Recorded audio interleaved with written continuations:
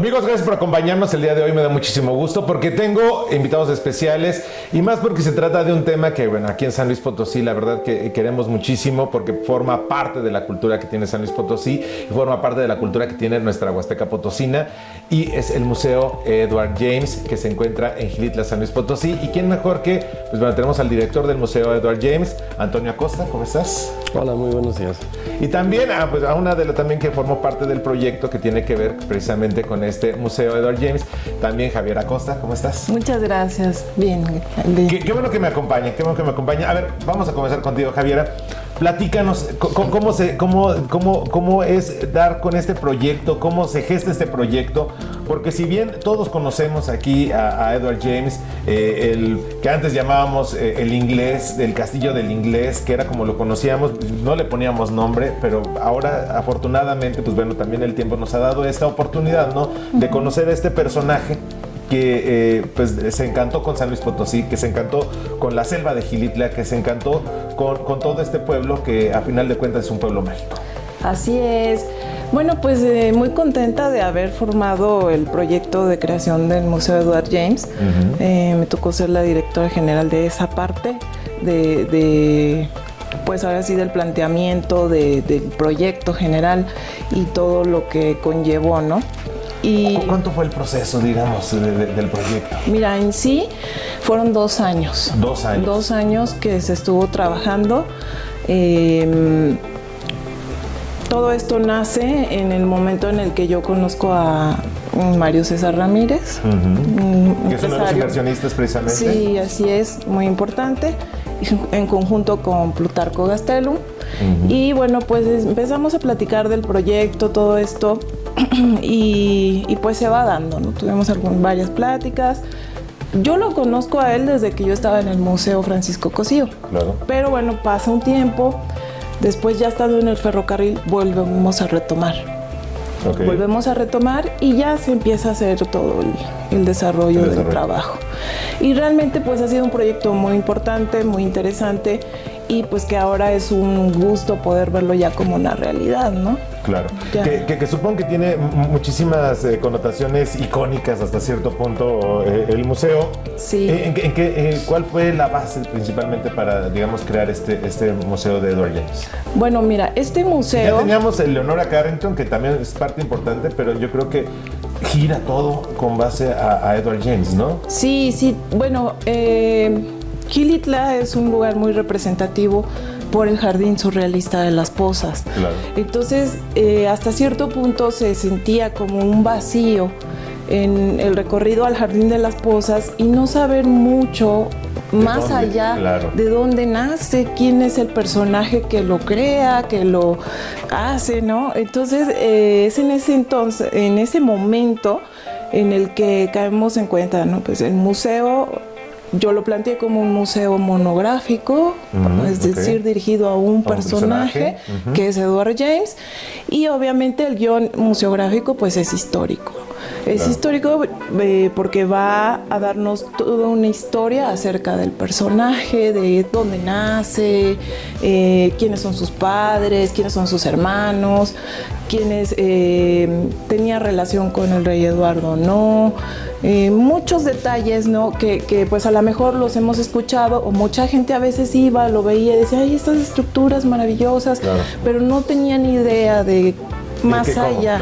Que al final de cuentas era un personaje que incluso tenía un título nobiliario. Así es, decir.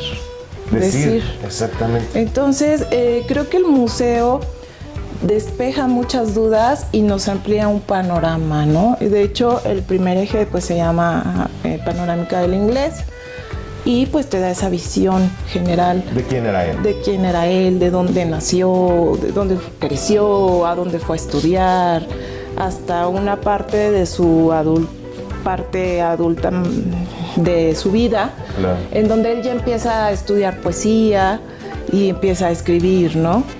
Y luego viene la segunda parte, o el segundo eje, que es mecenas del arte, en donde pues habla de todo ese mecenazgo que tuvo como patrocinador de muchísimos artistas importantes como Dalí, Leonora Carrington, Leonor Fini, Katy Horna, Magritte, infinidad de artistas surrealista, claro. Ajá. Incluso su relación de amistad que hizo con muchos de ellos, Luis Buñuel, es una infinidad.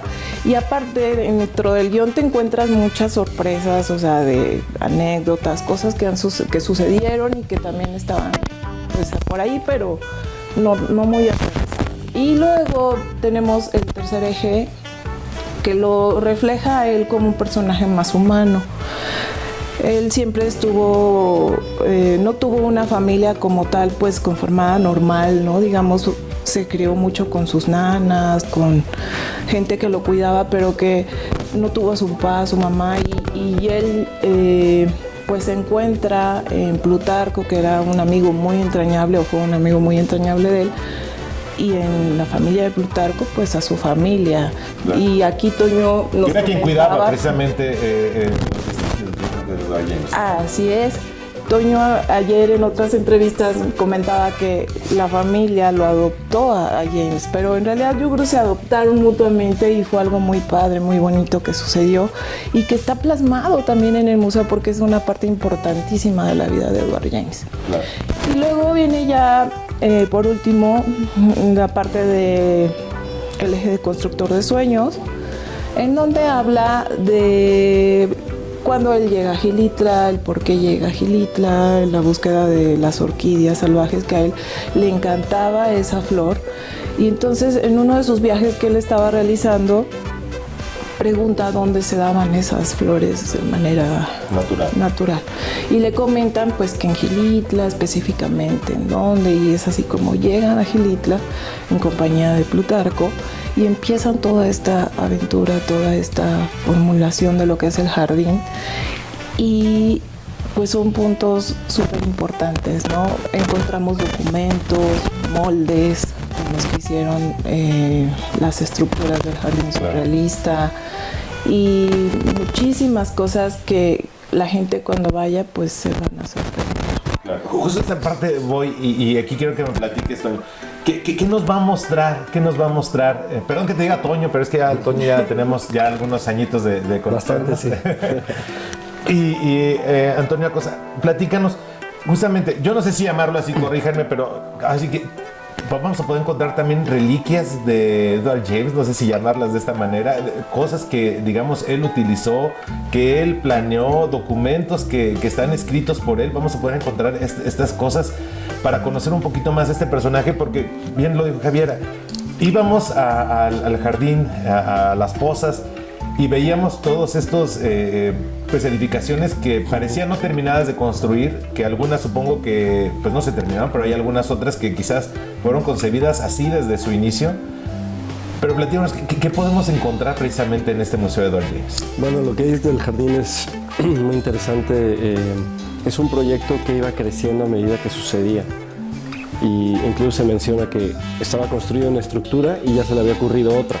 Entonces así como de que bueno, ahora vámonos a la siguiente. Entonces por eso es como interminable. No es tanto que no se haya completado como un plano completo, sino que iba creciendo a medida que avanzaban. Y pues sí, vamos a encontrar en el museo todo tipo de, todo lo que mencionabas. O sea, documentos, dibujos de su propia mano. Están los moldes que son verdaderas obras de arte. Los hicieron gente de Xilitla. Entonces imagínate, James era un viajero, un gran viajero, tenía pues, los recursos para poder recorrer el mundo a su gusto y enviaba de regreso postales, dibujos, notas escritas y todo eso los carpinteros y el equipo de trabajo de Xilitla lo tenía que traducir pues, en una realidad tangible, en estas figuras de concreto. A menudo es concreto armado, ¿no? Armado, claro. Y para eso se tenía que hacer moldes para hacer las figuras. Pero imagínate que ya tengo un dibujo ya podrá imaginarse algo, pero que no, pues imagínense estructuras que ya están cubiertas hasta por la misma naturaleza, porque tienen algunas, como es algo húmedo a la zona, tienen hasta moho, y bueno, eso también es parte de lo bonito que tiene precisamente el jardín. Pero supongo que el museo también nos muestra pues, la concepción misma de las cosas, ¿no? Así es, y claro, lo que pasa es que el jardín escultórico de Edward James está ligado a toda la tradición romántica. Entonces, por un lado, el hecho de que uno camina por los senderos del jardín escultórico y de pronto descubres algo nuevo a la derecha, a la izquierda, más arriba, más abajo, es porque así son los jardines ingleses desde hace ya varios siglos. Claro. O sea, estaban planeados para uno ir recorriendo y descubriendo cosas a medida que se avanza. Y por otro lado, la tradición romántica, porque siempre ha habido un amor por la ruina. Y en ese sentido, el hecho de que se enmohezcan las figuras, de que se integren con la naturaleza, pues era algo que estaba previsto. Claro. O sea, él sabía ¿Qué iba a pasar? Que iba a pasar. Pues tú sabes lo que sucede en varias partes de México, en la Huasteca, por ejemplo, que plantas un palo y al rato ya floreció. Claro. Entonces, un poquito como eso. Y también porque su plan original era tener un orquidiario de orquídeas reales, o bueno, lo hizo de hecho, y con una nevada se echó a perder todo y entonces optó... Claro, por la altura de Xilitla, digamos, esa parte también era un poco difícil, ¿no? Hasta cierto punto. Sí, Xilitla es maravilloso porque tienes la parte baja hacia Huichihuayán, hacia la Y le llaman, y es un clima, ¿no? Vas subiendo hacia Xilitla, cambia un poco y luego llegas a la parte más alta y ya es un bosque. Claro. Entonces sí, cambia muchísimo en cosa de kilómetros. Claro. Toño, en este lugar, ¿dónde está específicamente el museo? Tengo entendido que es casi, parecería que forma parte del mismo complejo precisamente de este jardín de Edward James. Sin embargo, pues bueno, no está ahí precisamente. Sí, ahora les decimos los sitios de James porque sí es un territorio completo que tuvo relación con el personaje. Está el jardín escultórico, que son nuestros vecinos de enfrente. Está el centro James, que es donde está el museo y que también tiene un hotel, una cervecería, es todo un complejo turístico. Que también este hotel es maravilloso, por cierto. Sí, que tiene muchísima tradición ya también. Claro, sí. Antes conocido como Casa Caracol. Casa Caracol. Y los vecinos de al lado se llama Peristilos, que ahí también hay construcciones de Edward James. Entonces todo el territorio tuvo que ver con el personaje, tuvo que ver con la familia Gastelum, y a la fecha. Y creo que vale la pena mencionar, el museo también es un homenaje, digamos, a la familia Gastelum y a los gilitlenses, pues porque ellos le ayudaron a concretar este sueño del jardín escultórico y también pues por hacerlo parte de ellos como familia, ¿no? Porque realmente encontró en México pues una calidez, un trato que no tenía él en Inglaterra. Claro, a ver, platícanos. Cuando llegamos al museo, ¿cómo es que tenemos que transitarlo? ¿Cómo es que tenemos que vivirlo? A ver, Javier, ahí te lo... Eso te dejan a ti, Javier. Sí. Bueno, pues entras y subes unas escaleras que tienen elementos muy... ¿Que esos son elementos nuevos, supongo? ¿Dónde está el espacio, el edificio, bueno, que alberga el museo, tuvo algunos cambios. Entonces, sí van los que vayan, si la habían visto, la casa, era lo que era la Casa Morada, no sé si recuerdes, ¿sí? En algún momento. En algún momento, claro. Ya hace algunos ayeres, ¿verdad? Así es. Bueno, ya la van a ver totalmente diferente, ¿no? Sí, básicamente es una casa habitación, se construyó como casa habitación. Entonces, por ejemplo, tiene una alberca que está parcialmente afuera y parte adentro. Entonces, a menudo me preguntan, oye, ¿por qué le pusieron una alberca? No, o sea, lo que pasa es que se adaptó un edificio que ya existía y que tenía esa función de casa. Entonces, por eso tiene algunos elementos que inesperados, digamos, ¿no? Claro. Pero sí, ya la adaptación la llevó a cabo el planteamiento Javier, entonces por eso tú platicamos. Bueno, subes en esa escalera, los que tienen mucha idea o ya han estudiado un poco a Edward James van a ver elementos representativos de la vida de James desde que entras en esa escalera precisamente, ¿no? Porque ahí se ven unas huellas que están marcadas, que también las vemos en el castillo. Claro. O las han visto en el castillo, ¿no? Y bueno, suben y encuentran en un como mezanine pequeño una pantalla en donde se da pues un video de bienvenida al museo y después entran al primer eje, que es Panorámica del Inglés, en donde pues pueden ver un recorrido con réplicas fotográficas de pues toda esta parte de la panorámica de la vida del inglés. Y pues también encuentran algunos objetos que pues ya el día que lo visiten se van a llevar sus sorpresas. Híjole, ¿no? Fíjate que se me están mega antojando acudir al museo. La verdad que Yo he conocido algo de la vida de Edward James, pero la verdad que sí hay como algo de desconocimiento precisamente de Sir Edward James, pues de cómo vivía en específico, ¿no? Y que yo creo que esa es la parte que nos va a aportar precisamente este museo que ustedes representan, y que la verdad que me da mucho gusto que estén haciendo proyectos de este tipo, y más porque pues luego los potosinos ni siquiera conocemos nuestra propia cultura, escuchamos de otros estados que hay muchísimas cosas que los representan y que nosotros no le habíamos dado valor precisamente a estas cosas. Sí, aquí tenemos un gigante del siglo XX, porque él fue uno de los principales mecenas. En su momento tuvo la colección de arte surrealista más importante de cualquier lado, o sea, la más importante. Fue escritor, fue colaborador con los artistas y pues un visionario que creó este jardín que realmente es único en el mundo.